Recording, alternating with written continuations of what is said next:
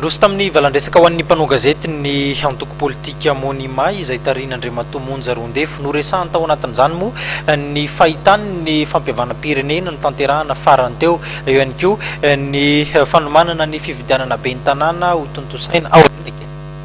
Nisafotofoto ny raharaha politika ary betsaka ny aya mipetraka momba fanomanana ny fividianana be ny tanàna sy mpanolotsaina hoy ny filohan'ny antoko monima Andriamatoa Monja Rondefo. Everiny monima fa tokony hisy melohan'ny hirosona ny fifidianana ny fifanankalozan-kevitra eo amin'ny mpiara-miombina antoka politika.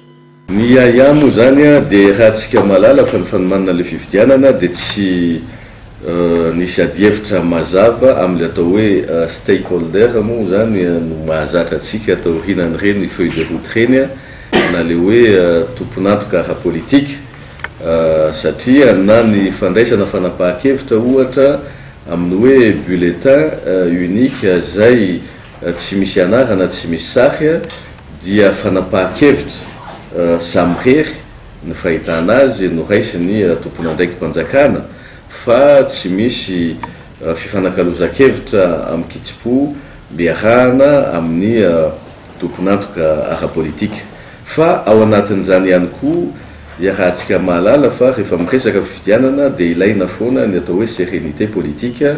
Nisy adi-hevitra maro natao teto amin'ny firenena dia ny antoko monima ohatra rahantsika mahalala fa tamin'ny taona 10 dia efa nitsipaka ny fanatanterahana ny référendum no ny antony tsy mahalavorary ny fifidianana teto amin'ny firenena. Ankehitriny moa dia isan'ny sosokevitra nolazay ny FFKM ny tokony anovanany zany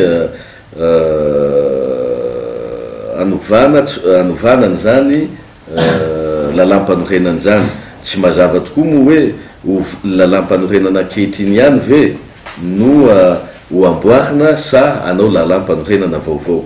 Ka ao anatin'izany adi-hevitra misafotofoto izany dia ny adi-hevitra mbola tsy mazava tsika miroso ao anatin'ny fifidianana dia inona ny vokatra azo andrasana amin'izany rehetrarehetra zany eto amin'ny firenena. Ho an'ny antoko monima dia betsaka ny manjavozavo indrindra tao aorian'ny feon'ny nasionaly amin'ny fampihavanam-pirenena amin'ny tanterahana teny amin'ny Sisihavato.